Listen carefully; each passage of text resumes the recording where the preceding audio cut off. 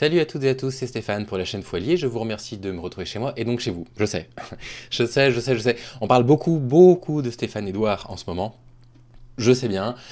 Je vais changer de disque, ne vous inquiétez pas. J'ai quand même voilà, un truc assez important à faire. Je vous l'annonce tout de suite. Guettez les réseaux sociaux dans les prochains jours. On va se retrouver. On va se retrouver ensemble en live. Ce sera soit sur YouTube, soit sur Twitch. Je verrai. Toutes les personnes qui m'ont dit jusque-là souhaiter participer au fait que la chaîne de Stéphane Edouard sur YouTube elle soit enfin fermée, définitivement, vous pourrez me rejoindre. On va faire ça en live et dans le chat, en fait, je répartirai le travail aux personnes qui acceptent de travailler. En l'occurrence, ce sera chacune regardera une vidéo de Stéphane Edouard et notera les timecodes des propos problématiques, que ce soit des propos sexistes, des propos misogynes, la négation du viol, de la culture du viol, etc. On va faire ça ensemble. Je demanderai aux copains vidéastes de tous les bords politiques de faire la même chose ou alors de relayer mon appel et voilà, éventuellement de faire en sorte qu'on soit au moins une centaine. Parce que des vidéos, il va y en avoir à peu près 250-300 à regarder. Ça va en faire 2 ou 3 par personne à voir. Ce sont des vidéos qui peuvent durer entre 15 et 35 minutes. Donc ça demande quand même 1h30 d'investissement à chacun et à chacune. C'est beaucoup. C'est nécessaire parce que le contenu public de Stéphane Edouard, c'est un contenu, on en a parlé dans les vidéos précédentes, regardez-les si vous le souhaitez, c'est un contenu qui est dangereux. C'est un contenu qui est dangereux, qui a justifié, par exemple, les comportements de l'ex-compagnon de l'une de mes meilleures amies. Vous avez suivi le truc, si vous n'avez pas suivi, voilà, vous pouvez aller voir là, j'ai pas envie de répéter, c'est dur. Il justifiait en fait les agressions sexuelles et les viols dont il était coupable par des propos qu'on peut retrouver sur ce genre de chaîne. Et là, je vous ai trouvé encore une vidéo, il creuse tellement loin, c'est absolument catastrophique, dont le titre, oh là là, je n'ose même pas vous le lire, dont le titre est le suivant: elle laisse une deuxième chance à son agresseur de la violer, le résultat va te surprendre ou pas. Et je vous propose qu'on regarde ça ensemble et je vais essayer voilà, de vous expliquer encore une fois tout ce qui va pas, encore une fois en quoi ça relève au minimum de la culture du viol et pas très loin de l'incitation au viol. Et vous allez voir, c'est pas triste. On y va. Aujourd'hui, nous lisons « J'ai voulu laisser une deuxième chance à mon agresseur et ça s'est mal passé ». Oui, vous avez bien compris. C'est la convergence de deux concepts, le concept de l'agression sexuelle et le concept de l'infirmière qui veut toujours sauver les gens. Premièrement, l'agression sexuelle, c'est pas un concept, c'est quelque chose qui se produit en France. On estime qu'il y aurait au minimum 250 000 agressions sexuelles ou viols, c'est pas un concept. Et puis le rôle de l'infirmière, en fait, c'est pas la faute des femmes. Quand elles retournent dans une relation conflictuelle, quand elles retournent dans une relation avec un pervers, et qu'on détricote cette relation, on s'aperçoit en fait que le pervers a mis en place toute une série de choses pour rabaisser la confiance de la femme, de sorte à ce qu'elle ait l'impression qu'elle ne puisse pas vivre sans l'autre. Et en fait, le problème, il est là. Le problème, c'est pas du tout que les femmes veulent sauver des hommes. Le problème, c'est qu'il y a des hommes qui les rabaissent suffisamment pour que certaines femmes finissent par accepter la violence qui leur est imposée. Donc là, manifestement, on va le découvrir, elle s'est fait agresser une première fois, qui, on ne sait pas, comment. C'est un petit détail, mais on ne dit pas elle se fait agresser, on ne dit pas elle se fait violer, c'est un petit détail, on dit plutôt elle est violée. Quand on se fait quelque chose, on se le fait soi-même, on se fait mal, par exemple. On est violé, voilà, c'est de la... Enfin, il faut inclure en fait dans la phrase le fait que quand il y a viol, il y a violeur. Et quand on dit elle s'est fait violer, c'est quelque chose qui est presque de la faute de la victime. Donc voilà, c'est pas bien grave, mais on choisit plutôt des formulations du type elle a été violée, elle a été agressée. Et la seconde fois, au lieu d'en tirer une leçon et de fuir et de guérir plus fort, entre guillemets, eh bien, elle a décidé de recommencer. Donc vous voyez, il la rend coupable en fait. Au lieu, croyez-moi, les propos graves, ils arrivent. Là, on s'échauffe un petit peu, mais on m'a dit, oh là là, tu te mets en colère, c'est inacceptable, comme tu es en colère, ton message ne parle pas. Eh bien voilà, je vous parle sans colère. Il est en train de rendre responsable une femme du fait qu'elle retourne dans une relation avec son agresseur. Il nie complètement l'existence de toute façon des pervers narcissiques. Ça, il l'a répété je ne sais pas combien de fois. Pour lui, c'est une invention des femmes pour se dédouaner de leur attitude. Et donc pour lui, c'est la faute de la femme, c'est pas la faute de tous les comportements pervers qui peuvent pousser à isoler tellement une femme, parce que dans les comportements du pervers narcissique, il y a ce point fondamental qui est d'isoler la personne, de l'isoler de sa famille, en essayant d'induire des faux souvenirs, par exemple. Là-dessus, je vous recommande Femme sous emprise de Marie-France Irigoyen, qui l'explique bien, qui explique qu'à partir du moment où votre victime, elle est isolée, le jour où elle se sent mal, où elle se sent seule, elle n'a plus que vous, y compris si vous êtes son agresseur. Donc ce sont des techniques de manipulation. Pas la faute de la femme de revenir, c'est la faute de l'agresseur qui l'a complètement isolée. En l'espace d'un instant, cette fameuse soirée m'est revenue en tête. Quelle soirée vas-tu me dire, Alain? Eh ben, nous le découvrirons dans quelques instants, après le petit jingle pub. Et le jiggle pub, qu'est-ce que c'est? Eh ben en fait, il vend ses formations. Vous voyez, 25% sur les formations de Stéphane Edouard. Ah, je suis désolé, ça c'était en 2021. Je suis désolé, vous avez raté la remise de 25%. J'espère que vous n'êtes pas trop déçus, hein. Voilà. Mais en fait, c'est précisément pour ça que je m'attaque à sa chaîne YouTube, parce que c'est par sa chaîne YouTube qu'il recrute et qui radicalise des jeunes hommes et qui leur met dans la tête des choses du style le viol n'existe pas, parce que là, c'est les propos qu'il va tenir dans cette vidéo.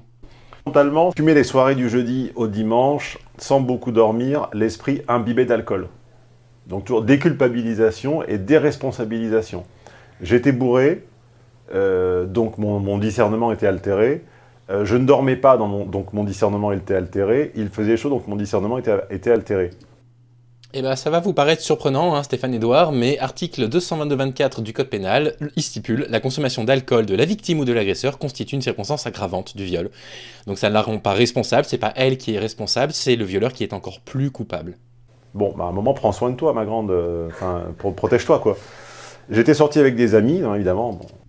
C'est à elle de se protéger, hein, d'accord? C'est pas au violeur de ne pas violer, hein, parce que pour lui, il n'y a pas de responsabilité du viol dans ce qu'il va lire. Hein. Accrochez-vous, hein, accrochez-vous, parce que les propos qu'il tient sont extrêmement choquants. Je préfère faire le trigger warning maintenant. C'est pas à elle de se protéger, c'est aux hommes de pas violer. Et j'avais rencontré ce garçon au détour d'une danse, nos regards s'étaient croisés, je m'étais senti immédiatement en confiance, alors qu'il m'avait enlacé de ses larges épaules. On avait beaucoup discuté de tout et de rien, elle se délectait de cet instant, blablabla, c'est encore moins bien écrit que du Marlène Schiappa. Soudain...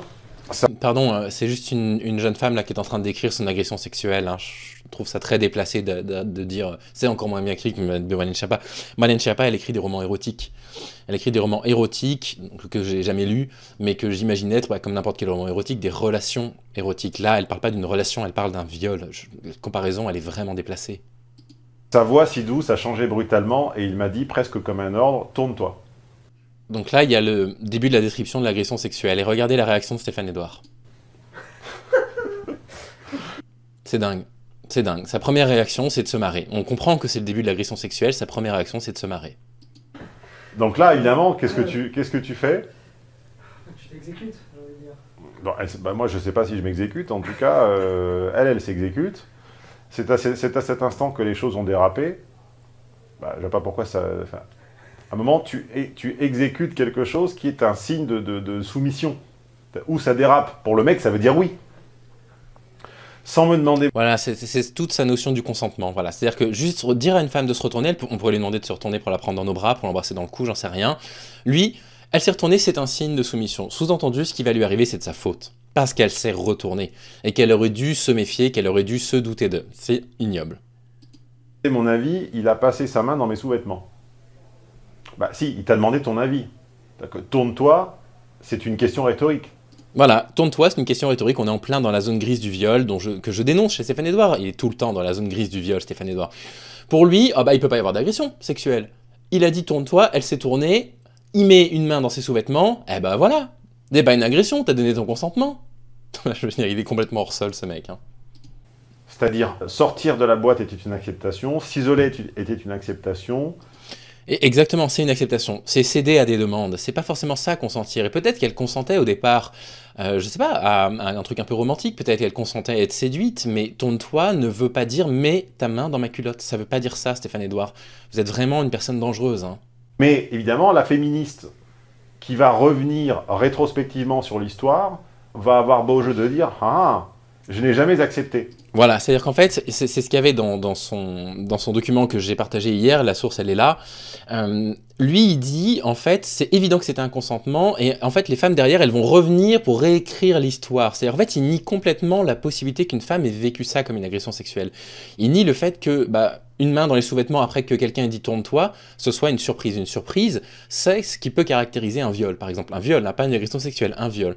Un viol, c'est un rapport consenti, c'est une pénétration qui n'a pas été consentie par le sexe, par n'importe quoi, par un objet, par les doigts, par absolument n'importe quoi, qui n'est pas consenti. Et consenti, il faut l'entendre comme librement, mutuellement désiré. Librement désiré. En médecine, on parle de consentement libre et éclairé, on pourrait presque en parler là. Et donc, voilà. Donc là, il y a la négation, en fait, de ce que c'est que ce type de viol. Stéphane Edouard, pour lui, ça n'est pas un viol.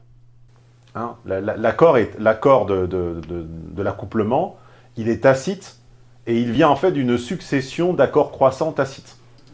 Non, pas du tout. En fait, l'accord, il peut se montrer par l'attitude non verbale, par exemple. C'est pas parce qu'on a accepté des choses en amont qu'on accepte tout. Ce que Stéphane Edouard vous dit là, c'est qu'en fait, si vous avez accepté de discuter, de danser avec quelqu'un, en fait, vous avez déjà consenti. Vous avez déjà consenti à un rapport sexuel. Et si vous ne le désiriez pas, comme vous avez déjà commencé à consentir, vous avez consenti sur tout. C'est ça ce qu'il est en train d'expliquer, Stéphane Edouard. C'est qu'en fait, vous ne pouvez pas retirer votre consentement. Vous n'avez pas le droit de ne pas être violé. Vous n'avez pas le droit de ne pas être violé. J'aimerais vraiment attirer votre attention sur le passage suivant. Alors, écoutez bien, parce que là, c'est pour les imbéciles comme nous. Je suis pour l'intelligence et je développe l'intelligence des gens. Donc. Oh, merci, en expliquant que être pénétré par surprise, c'est pas un viol, tu développes l'intelligence des gens. Oh, punaise, le toupet du gars. Sur le moment, je n'ai pas su comment réagir. Oui, il me plaisait, mais je n'avais pas vraiment envie d'entreprendre des rapports de ce genre. Dans quel genre, on peut se laisser aller à le penser, mais en tout cas, tu ne nous le dis pas.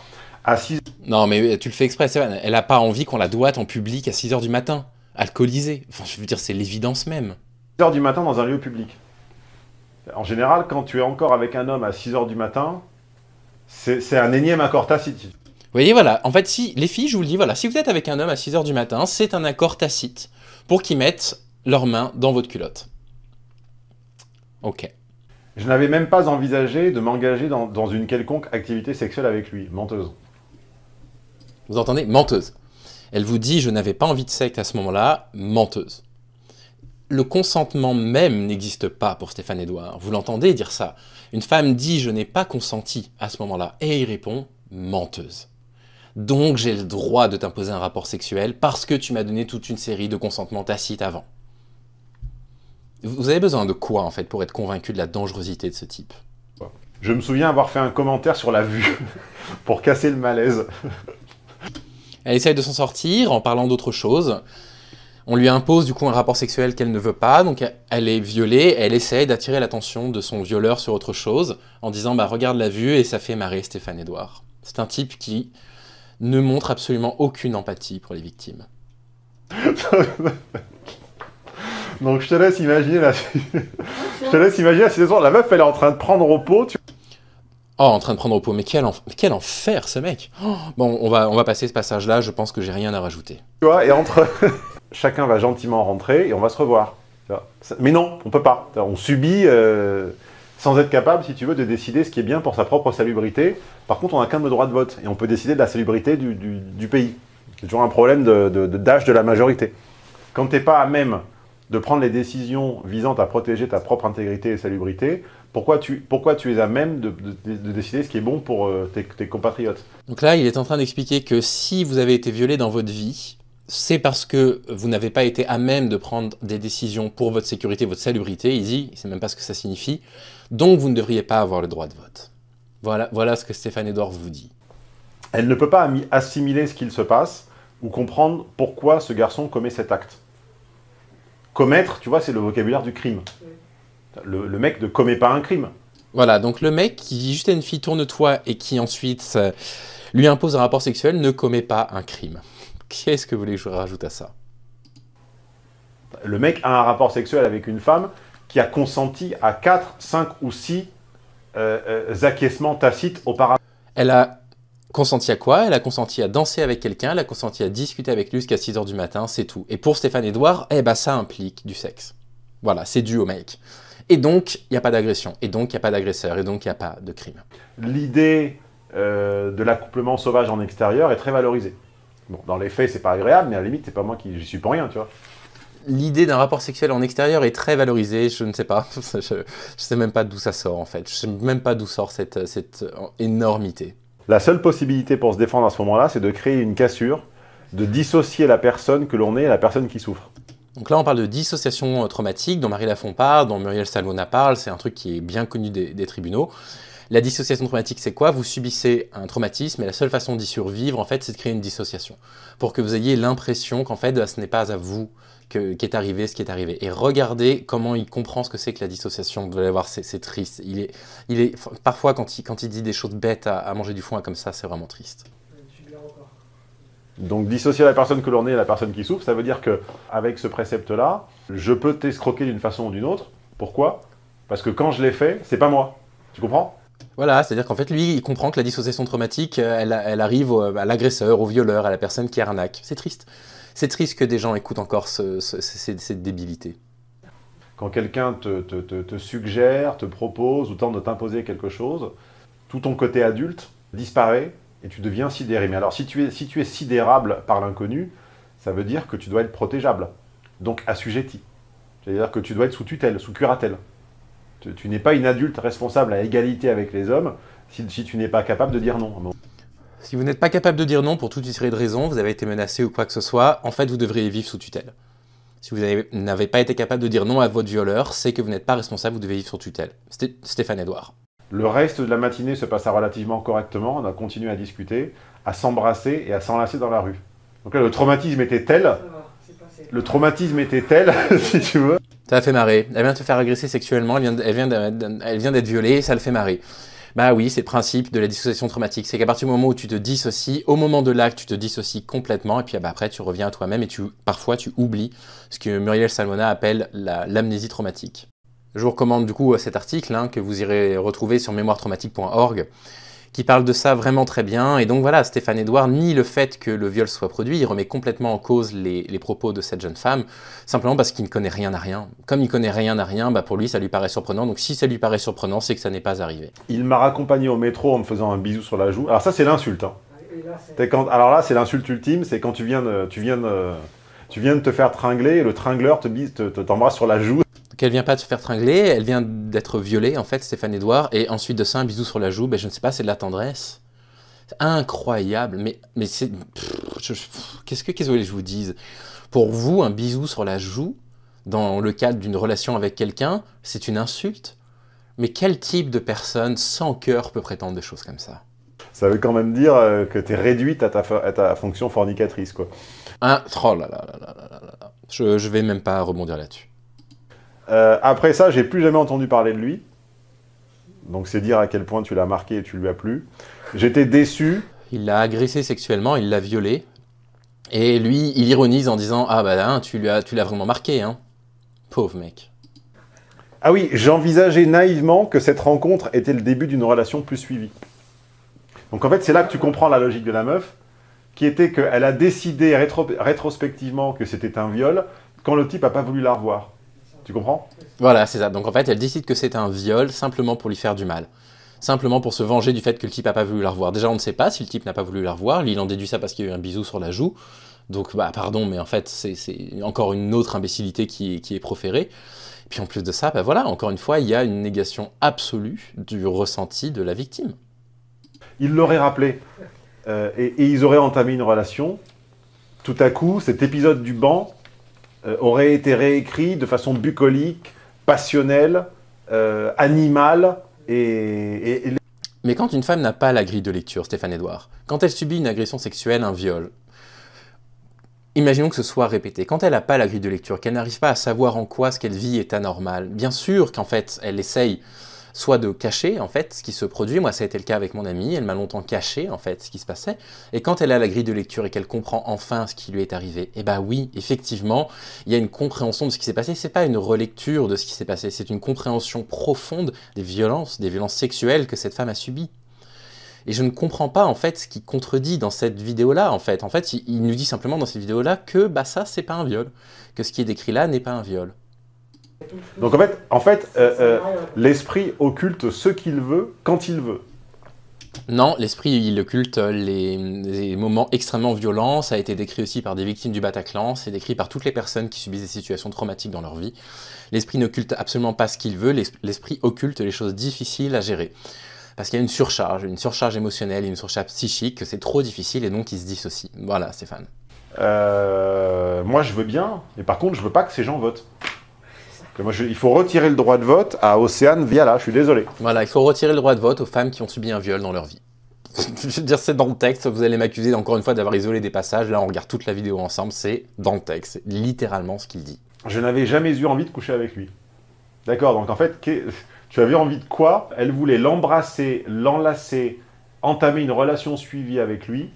Elle a jamais dit qu'elle voulait entamer une relation suivie avec lui. Et donc, encore une fois, ce qu'il est en train de vous expliquer, c'est que si vous embrassez un mec, en fait, vous devez, quoi qu'il arrive, consentir à une relation sexuelle, même si vous ne la désirez pas. C'est ça ce qu'il est en train de vous dire. Il est en train de nier, encore une fois, l'existence du viol.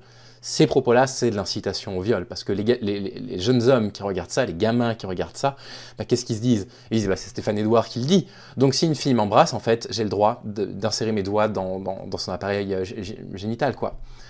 Parce que, gynéco, parce que, bah, voilà, ou appareil sexuel, pardon, je suis désolé, je suis fatigué. Parce que, bah, en fait, elle m'a embrassé, donc j'ai le droit de tout faire. Négation du viol. Et même si j'estime être chanceuse de ne pas avoir trop de répercussions négatives, donc en fait, même en gros, si elle ne ressent absolument rien, je me souviens directement après coup m'être sentie très mal et honteuse. Oui, tu étais cul nu. Donc là, elle est en train d'expliquer son mal-être par rapport à la situation et ça le fait mourir de rire. T'étais cul nu, si tu veux. Donc je ne vais pas vous laisser le passage parce que c'est très insultant. En fait, il se moque de son viol. Et il raconte son viol en s'en amusant, en prétendant qu'en plus elle n'a pas été violée. Je n'arrivais pas à lui en vouloir, je m'en voulais plus à moi-même. Donc dans la même phrase, tu as une chose et son contraire. C'est pas de sa faute, mais je m'en veux. C'est pas de ma faute, mais je m'en veux à moi-même. Bah oui, ça c'est un processus qui est assez normal en fait chez les victimes. À partir du moment où les victimes, et ça moi je l'ai vécu avec mon ami malheureusement, décident de porter plainte, décident de parler de leur agression, oui, elles ont une forme de culpabilité parce qu'elles ont été matrixées par une personne qui leur a fait subir une agression. Parfois, le matrixage, il intervient pendant des années, parce que pendant des années, on va la rabaisser. Mais en fait, le principe d'une agression, ça c'est la loi qui le dit, c'est qu'on rend l'autre objet. On objective complètement l'autre. L'autre n'est rien d'autre qu'un objet, un réceptacle de son propre désir, en l'occurrence même pas un désir sexuel, mais un désir de soumission, un désir de violence. Et donc l'autre, quand elle finit par le dénoncer, effectivement elle culpabilise, parce qu'elle se demande si elle exagère pas. Pourquoi elle se demande si elle exagère pas? Parce qu'il y a des discours comme le vôtre, Stéphane Edouard, sur Internet, qui expliquent qu'en fait ces situations-là ne sont pas des viols. Et donc ça rentre dans la tête d'absolument tout le monde, et elle se demande si elles font bien d'en parler. Mais la réponse, c'est oui, on a énormément d'exemples d'agressions sexuelles qui sont caractérisées comme des viols par la justice, avec des condamnations pour ce genre de situation-là. Et la définition du viol par surprise, en fait, elle est très claire. On nous dit dans une acceptation commune, la surprise s'étend comme un étonnement, une émotion, une stupéfaction face à un événement, une situation inattendue. Au sens juridique, la notion de surprise renvoie au consentement de la victime. En effet, c'est le consentement de la victime. Le consentement de la victime est surpris. Cela signifie qu'il n'a pas été donné en connaissance de cause. En l'occurrence, il lui a dit « tourne-toi » et il lui a fait subir une agression sexuelle. Ici, on nous dit qu'on peut en plus caractériser la surprise par le fait que la victime soit inconsciente, endormie ou en état d'alcoolémie. Donc on est complètement dans la définition du viol, Stéphane Edouard. Vous avez beau le renier, on est complètement dans la définition du viol. Après tout, pourquoi ne lui ai-je tout simplement pas dit non? Donc là, comme elle n'a pas la réponse à cette question, puisque la réponse à cette question, la vraie réponse, c'est j'ai été conne. En fait, les victimes de viol, elles sont connes. Si vous n'avez pas réussi à dire non parce que vous étiez surprise, parce que vous aviez eu peur, c'est parce que vous êtes des connes. Et bien en fait, il faut qu'une psychologue prenne la parole à sa place, tu vois. Lors d'un traumatisme, blabla, la victime, blabla, a du mal à penser, blabla, elle a occulté tous ses ressentis négatifs, blabla, pour se protéger, blabla, culture du viol, blabla, victime blaming, blabla, coupable de la violence qu'elle a subie, blabla, coupé de ses émotions, blabla, goût étrange, blabla, honte, blabla, consentement de l'autre, blabla. C'est dommage en fait, les seuls éléments dans le papier qu'il lit qui pourraient l'aider à comprendre en fait ce que vous êtes que le viol, il passe ça d'un revers de la main en disant blabla, blabla, blabla. Qu'est-ce que vous voulez que je vous dise? Les mecs qui vont se livrer à ça, ça ne les préserve de rien. J'ai déjà expliqué dans une vidéo où un Américain avait enregistré le consentement de la fille et où elle est quand même revenue dire que juste après qu'il ait coupé l'enregistrement, machin, on mettra le lien dans le coin de l'écran, il n'avait pas pris en compte son refus parce qu'elle avait changé d'avis. Voilà, on peut pas changer d'avis, on peut pas retirer son consentement. C'est un truc qui pourtant paraît essentiel à absolument toutes les personnes dans cette société-là, sauf les gens qui font la promotion de la culture incel, sauf les gens qui font la promotion de la culture du viol et du viol en lui-même, puisque voilà, un jeune homme enregistre le consentement d'une femme, ils ont un rapport sexuel, elle retire son consentement pendant le rapport sexuel, et lui il dit attends, c'est quand même surprenant, ça va pas vous protéger les mecs de demander le consentement, hein. C'est ce qu'il dit d'ailleurs, ça ne va pas vous protéger de demander le consentement. Il incite limite les hommes en fait à ne pas recueillir le consentement d'une femme avant un rapport sexuel. On dira que le dernier oui, il n'a pas été aussi franc que les autres, donc c'était un non en fait. Oui. Incroyable, les moqueries à l'encontre des femmes qui subissent ce genre de viol par surprise, par menace, par contrainte. Incroyable. Oui, enfin là, quand même. Le fait qu'il s'intéresse au féminisme m'a persuadé qu'il avait changé et qu'il méritait une deuxième chance. Ça, c'est toujours le bug atavique des femmes. C'est toujours je suis attiré par un mec brutal et viril, et en fait, je vais le guérir, si tu veux. je vais adopter un pitbull, et je vais le transformer en chaton, pas de combat, en chaton docile. Bon, alors déjà, les pitbulls, c'est des chiens adorables, qu'on peut tout à fait dresser pour être absolument adorables. Et puis on est encore une fois dans une sorte de théorie incel qu'il va falloir vous sortir de la tête, comme quoi les femmes chercheraient de la violence spontanément. C'est la violence que les femmes cherchent. Non, c'est pas vrai. Là, il est dans un logiciel complètement déconnant qu'il nous ressort depuis la création de sa chaîne depuis 6 ou 7 ans, mais c'est complètement faux. Il s'est excusé 1000 fois, a dit que c'était pas grave et qu'on pouvait continuer et que j'étais passé à autre chose. Bon. Il est allé dans mon sens, puis a arrêté de me répondre. J'étais dévasté. Je me sentais coupable d'avoir tout gâché. Donc en fait, elle exprime à un mec le fait qu'elle n'avait pas vraiment consenti à une relation sexuelle. Et lui, il agit du coup comme un pervers narcissique en cessant de lui donner la moindre réponse. Donc il va nier complètement son émotion. Ce type-là, évidemment, est coupable. Il est coupable à 100% devant les yeux de la loi. Je veux dire, à 100%. Et il se comporte comment? Il se comporte comme un pervers. Un pur pervers narcissique. D'un seul coup, cette jeune femme qui se sent seule, qui fait l'erreur de recontacter un ex, qui se dit, il a peut-être changé parce qu'il dit s'intéresser au féminisme, vous savez ce que j'en pense, hein, des mecs qui se disent féministes. Hein. Et bien en fait, elle se retrouve du coup à devoir gérer un stress assez fort. D'un seul coup, la personne qui lui accorde de l'attention ne lui en donne plus aucun parce qu'elle a osé exprimer une émotion personnelle. Et ça surprend Stéphane Edouard que ça la mette dans un état d'anxiété. J'ai finalement réussi à lui tirer les verres du nez. Donc tu vois, elle n'est pas si conne que ça. Comme quand il s'agit de manipuler et de tirer les verres du nez, il y a toujours du monde. Ah, donc je ne suis pas assez bien pour avoir un date, mais je suis assez bien pour être tripoté sur un banc à 6 h du mat à mon insu. C'est pas à ton insu, tu t'es fait pas tripoter. C'est pas à son insu. Qu'elle nous explique qu'elle n'en avait pas envie. Je vous rappelle qu'en fait, c'est arrivé juste après que le mec lui dit « tourne-toi », qui lui ait fait subir ce viol, et il lui dit « c'est pas à ton insu ». Il nie complètement l'existence du viol quand il n'est pas violent. On revient sur ses propos où il dit « il n'y a pas de viol sans violence physique » dans ses conférences. La boucle est bouclée là, hein, Stéphane Edouard. Tu t'es fait tamponner, pas à ton insu, mais en l'ayant accepté. Et effectivement, tu viens de le dire, c'est la réalité. Il ose dire tu t'es fait tamponner hein, pour parler de son viol. Hein. Tu n'es pas assez bien pour un date. Et tu n'es pas assez bien pour un date. Non mais c'est horrible. Vous, les victimes de viol, vous n'êtes pas assez bien pour un date. Vous êtes juste bonne à être violée. Vous n'êtes pas assez bonne pour des dates.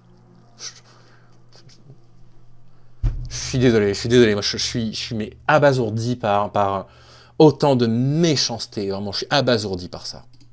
Le mec doit quand même avoir des critères assez élevés, on imagine. Ça va être un beau gosse avec... Donc le mec, voilà, il a des critères élevés. Hein. Son critère élevé, c'est une femme qui peut violer. Et si, par malheur, quelques années après, la femme lui dit « Mais en fait, j'ai pas consenti à ce que tu m'as fait », ah, ça rentre pas dans ses critères. Hein.